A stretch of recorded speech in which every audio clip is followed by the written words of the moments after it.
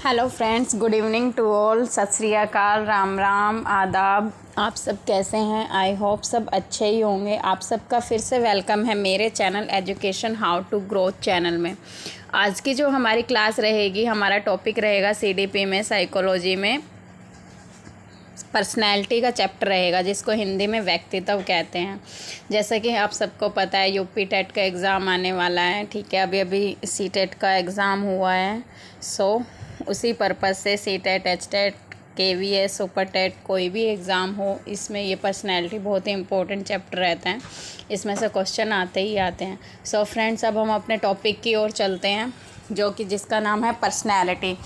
Personality क्या है? जैसा कि आप नोट्स में देख रहे हैं, पर्सनैलिटी यहाँ आप देख रहे हैं ब्रैकेट में मैंने लिखे हैं अच्छे और बुरे गुण, यानी व्यक्तित्व। पर्सनैलिटी कैसे बनती है, क्या होती है पर्सनैलिटी? पर्सनैलिटी हम जैसे आजकल हिंदी में तो कोई यूज़ ही नहीं करता इस वर्ड को, व्यक्तित्व। ठीक है, हर कोई दैनिक जीवन में, डेली यूजेस में हम क्या यूज़ करते हैं? पर्सनैलिटी। पर्सनैलिटी अच्छे और बुरे गुणों को, दोनों को मिलकर बनती है। ठीक है, कोई भी एक इंसान है तो एक इंसान है, ठीक है, सपोज़ जैसे मैं ही हूँ, तो मेरे अंदर क्या होगी? कुछ अच्छे गुण होंगे, कुछ अच्छी क्वालिटी होंगी, कुछ बुरे गुण होंगे। ठीक है, तो अच्छी और बुरी दोनों क्वालिटी को मिलकर क्या बनती है? किसी भी इंसान की एक पर्सनैलिटी बनती है।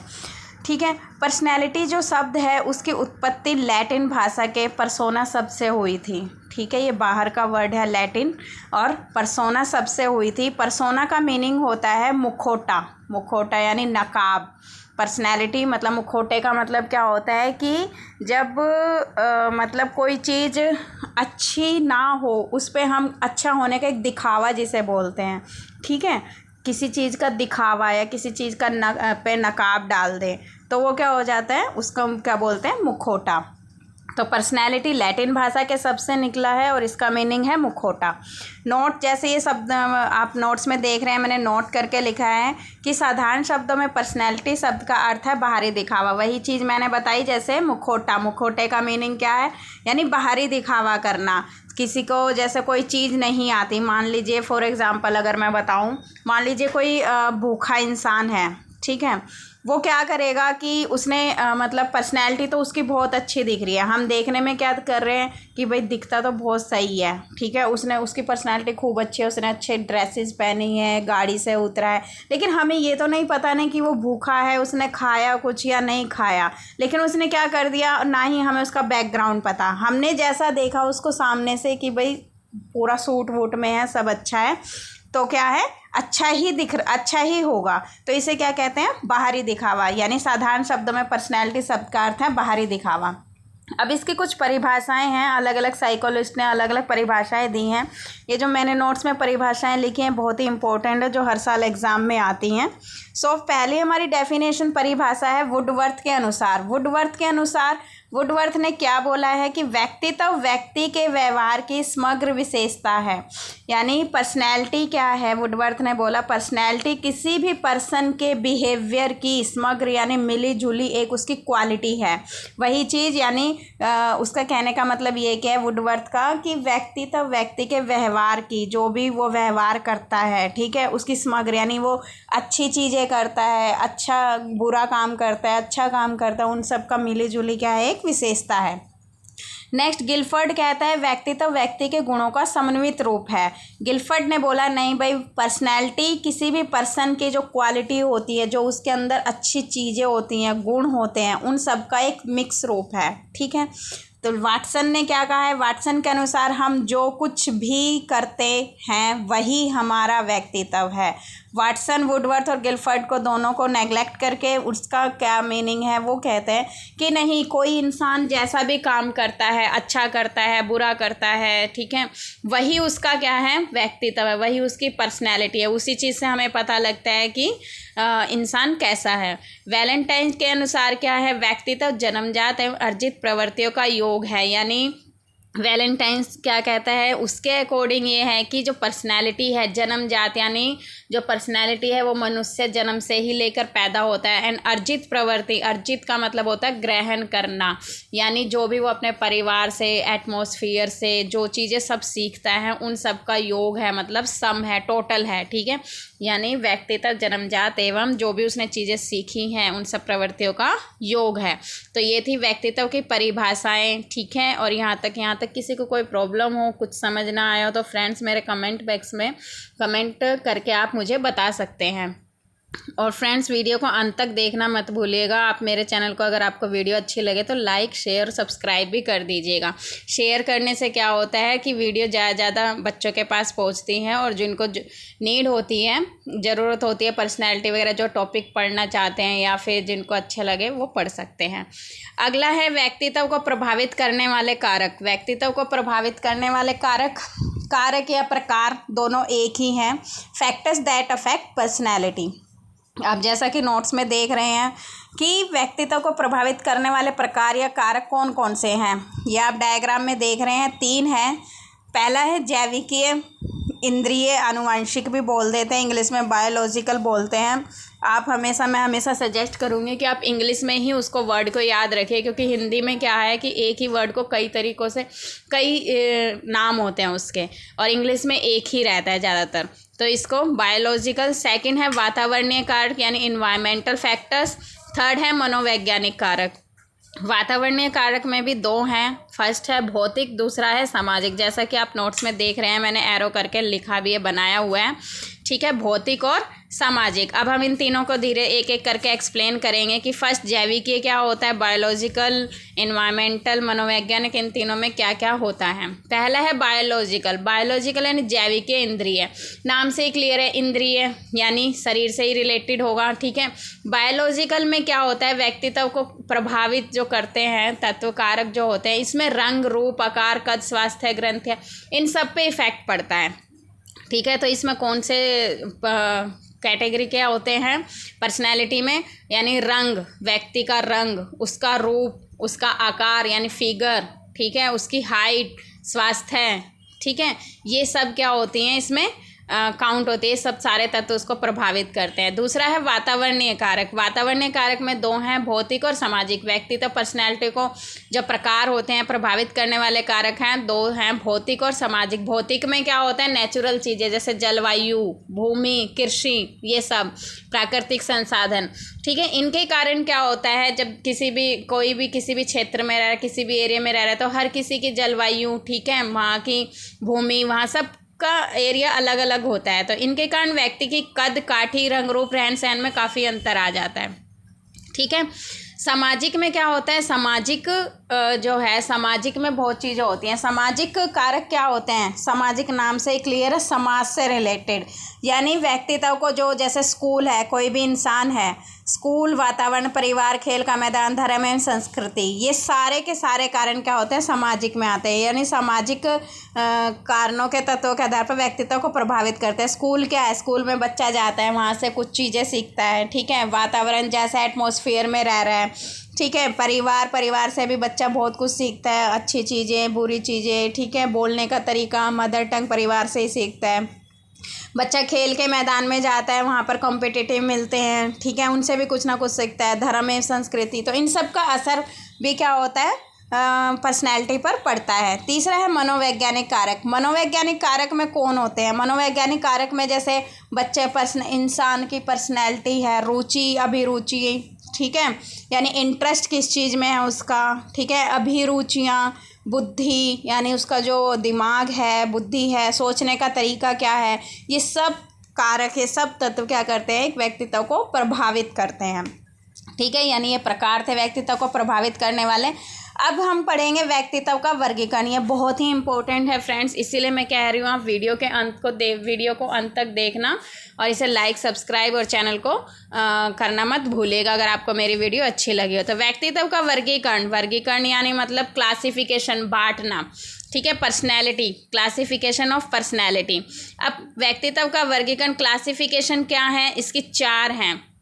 4 साइकोलिस्ट थे, ठीक है, 4 साइकोलिस्ट थे। इन्होंने चारों ने अपने अपने तरीके से इसका अलग अलग क्लासिफाई किया है।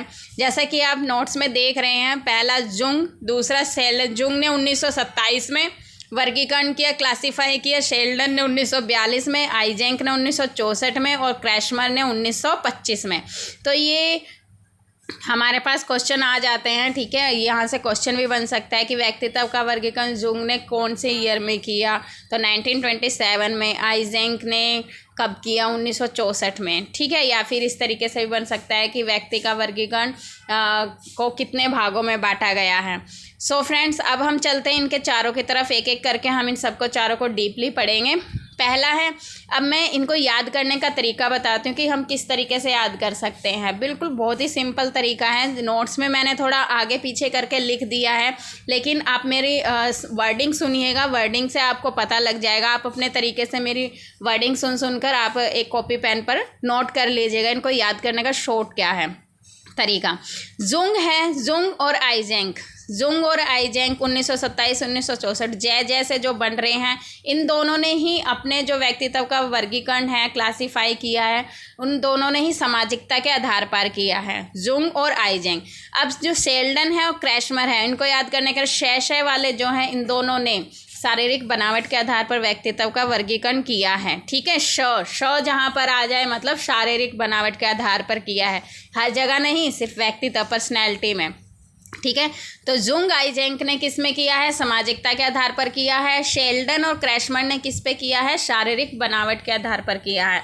अब हम इनको डीपली पढ़ते हैं। जुंग ने 1927 से, मैंने यहाँ लिखा है नोट्स में, सामाजिकता के आधार पर पर्सनैलिटी का वर्गीकरण किया, क्लासीफाई किया है। सामाजिकता के आधार पर भी जैसा कि आप नोट्स में देख रहे हैं 3 तरीक़ों से किया है, ठीक है।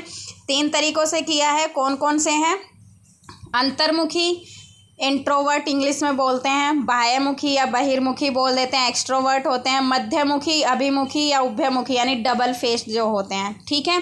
तो इन तीनों के आधार पर किया है। इन तीनों को अभी डीपली पढ़ते हैं। अंतर्मुखी क्या होते हैं, बहिर्मुखी क्या होते हैं, और मध्यमुखी यानी उभयमुखी क्या होते हैं।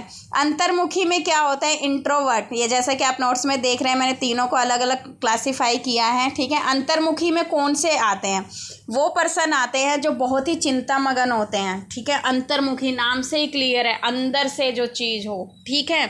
इंट्रोवर्ट यानी ये बहुत ही, ये प्रवृत्ति के बच्चे क्या होते हैं, बहुत ही चिंता करते हैं, हर टाइम चिंता में लगे रहते हैं। चिंता यानी सोचते रहते हैं, किसी भी एक चीज़ को पकड़ ले तो उसको हम चिंता ही करते रहेंगे, हाय हमारा फ्यूचर में क्या होगा, ये होगा, ठीक है।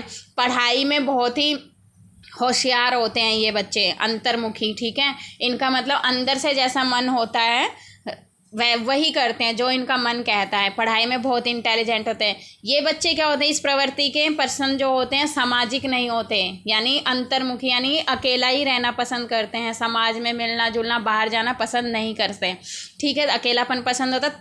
तर्कशील होता है, यानी कोई भी चीज़ ये लॉजिकली ही करते हैं, ऐसा नहीं कि किसी चीज़ पे तुक्का मार दिया। अगर इनको किसी चीज़ जैसे एक कोई फार्मूला है, सपोज फॉर एग्जांपल मैं बताऊं, कोई एक फार्मूला है तो उस फार्मूले को ये पूरा डीपली रीड करेंगे कि भाई ये फार्मूला आया कैसे, बना कैसे, हाउ क्रिएट, ठीक है।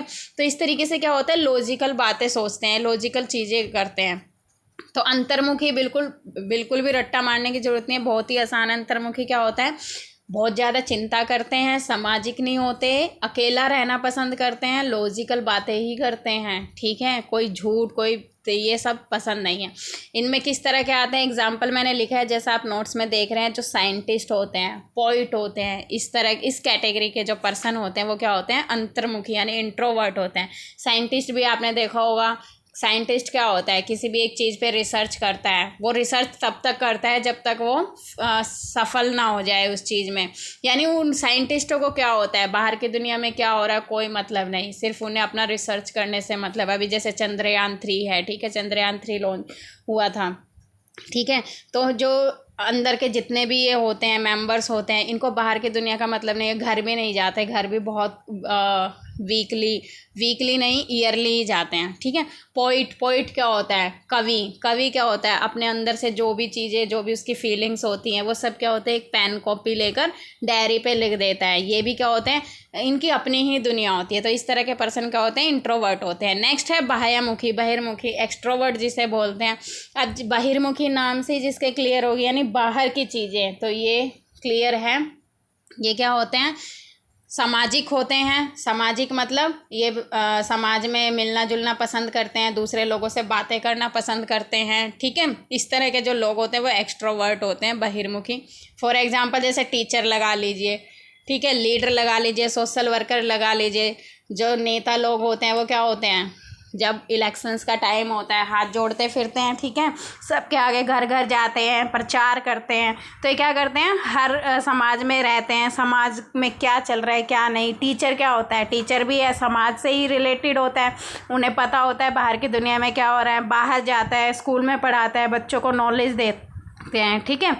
तो ये क्या होते हैं, एक्सट्रोवर्ट। नेक्स्ट है उभयमुखी। उभयमुखी, अभिमुखी, मध्यमुखी, यानी double faced meaning. Double faced meaning का मतलब समझ गए होंगे। डबल फेस क्या होता है, जो दूसरे के मुंह पे दूसरा और पहले के मुंह पे पहला, मतलब जो हर किसी को भी बुरा ना बताए, ठीक है, दोनों की बात है कि जो जिसका जैसा सुन लिया वही ठीक है। तो वो होते हैं डबल फेस्ड पर्सनैलिटी वाले इंसान, ठीक है। यानी मैंने लिखा है समायोजन वाले व्यक्ति। समायोजन यानी एडजस्टेबल, वही चीज़ है कि हर किसी में एडजस्ट करने वाले व्यक्ति क्या होते हैं, डबल फेस्ड मीनिंग होते हैं। इनको बोलते हैं, इनका अल्टरनेट नाम है विकासोन्मुखी भी कहते हैं, यानी विकास होता रहता है, ग्रोथ होती रहती है, ठीक है, एडजस्ट करने वाले व्यक्ति होते हैं। नेक्स्ट है, ये था हमारा जुंग के। अब है हमारा आइजेंक का। जुंग और आइजेंक का मैंने बताया था, दोनों का सेम है सामाजिकता के आधार पर, ठीक है। सामाजिकता के आधार पर उसने वर्गीकरण किया, और आइजेंक के आधार पर, आइजेंक ने भी सामाजिकता के आधार पर ही किया, 1964 में किया था। दोनों के 2 पॉइंट सेम हैं, अंतर्मुखी और बहिर्मुखी। इंट्रोवर्ट एक्सट्रोवर्ट बार बार एक्सप्लेन करने की ज़रूरत नहीं है, वही चीज़ें, इसलिए मैंने अपने नोट्स में लिखा है सेम एज अबोव, ठीक है। तीसरा जो इसमें है, इसने एक अलग पॉइंट दिया है आइजेंक साइकोलिस्ट ने, न्यूरोटिक या साइकोटिक। नाम से क्लियर हो गया होगा आपको, साइकोटिक, ठीक है, या न्यूरोटिक। साइकोटिक कौन से होते हैं, इस पर्सनैलिटी के जो पर्सन होते हैं, इंसान होते हैं, वो चिड़चिड़े होते हैं, ठीक है। ये जैसे नोट्स में मैंने लिखा है, चिड़चिड़ापन रहता है इनमें, ये चिड़चिड़े रहते हैं। चिड़चिड़ा मतलब समझ रहे होंगे आप, कि जैसे मान लीजिए किसी ने कुछ बोल दिया, जल्दी से हाइपर हो जाना, गुस्सा आ जाना, अंदर ही अंदर। अगर वो उस इंसान को मार नहीं सकता, पीट नहीं, कुछ कर नहीं सकता, तो क्या होगा, अंदर ही अंदर जलते रहेंगे, इसने मुझे ऐसा कह कैसे दिया। तो इस प्रवृत्ति के बच्चे क्या होते हैं, चिड़चिड़े होते हैं, चिड़चिड़ापन, ठीक है। दुनिया से और खुद से खुश नहीं होते हैं, ना तो ये दुनिया में रह के अपनी लाइफ से खुश होते हैं, और ना ही ये खुद से खुश होते हैं। चाहे कितना ही अच्छा काम कर ले, चाहे अगर दूसरे इंसान ने कर दिया तो भी चिढ़ते ही रहेंगे, हाय हाय इसने ऐसा कर दिया, कुछ अपना ही मतलब होगा, इस तरीके की बातें करते हैं। तो ये क्या होते हैं, किसी से खुश नहीं होते, आत्म केंद्रित होते हैं, यानी खुद पे ही सेल्फ डिफेंड होते हैं ये, ठीक है। साइकोटिक, आत्म केंद्रित यानी जो खुद करे वही अच्छा है। नेक्स्ट, संतुष्ट नहीं होते, किसी भी चीज़ को लेकर ही सेटिस्फाई नहीं होते, चाहे ये कितना ही अच्छा काम कर दे, चाहे इनके लिए कोई कितना ही अच्छा चीज़ें कर दें, ठीक है। इस तरह की प्रवृत्ति के पर्सन कभी सेटिस्फाई नहीं होते। वैर चिंताएं, वेस्ट की चिंताएं करते रहते हैं, ठीक है।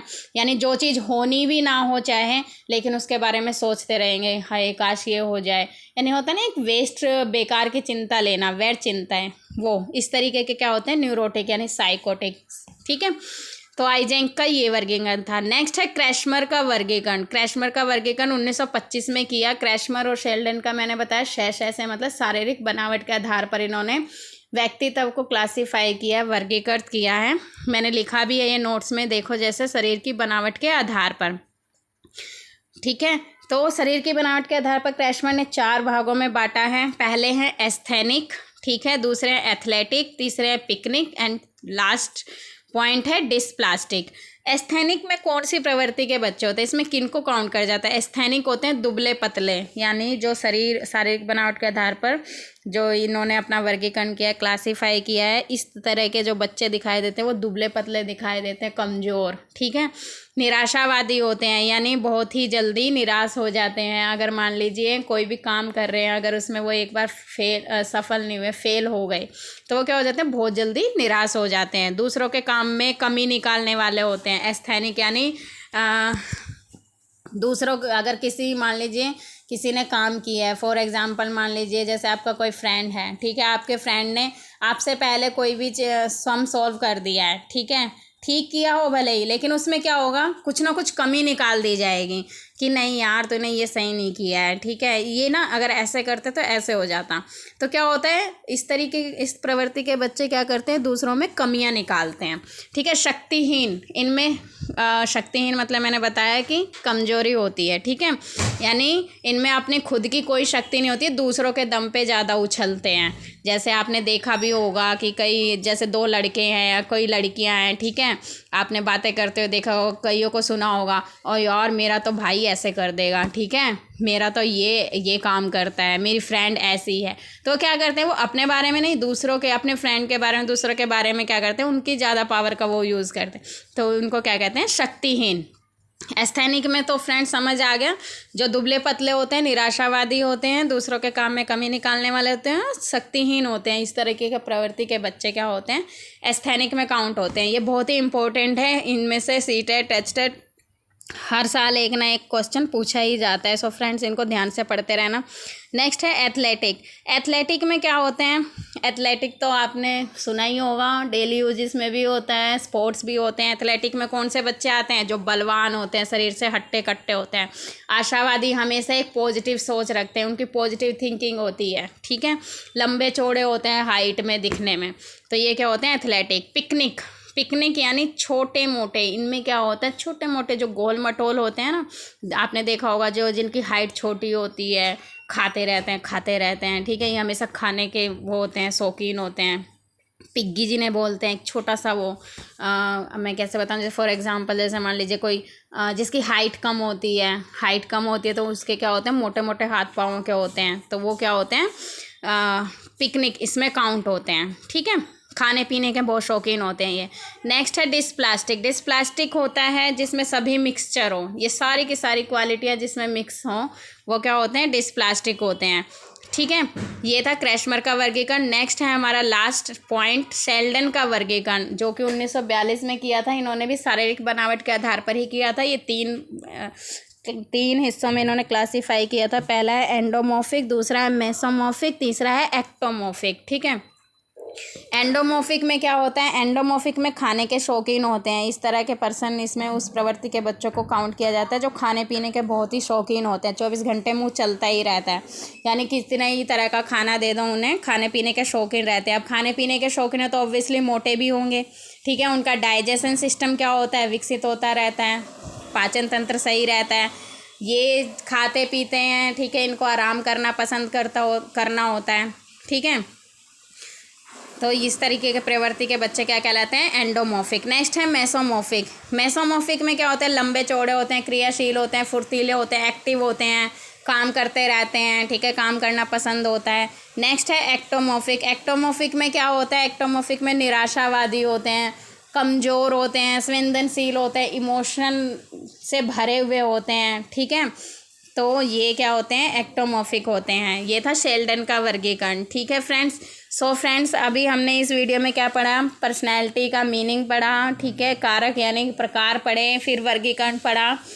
सो फ्रेंड्स आपको मेरी वीडियो कैसी लगी, अगर आपको मेरी वीडियो अच्छी लगी हो तो चैनल को please like, share, follow, subscribe कर दीजिएगा, ताकि आपको मेरे आने वाली नई नई वीडियो के अपडेट मिलते रहे। Thank you so much.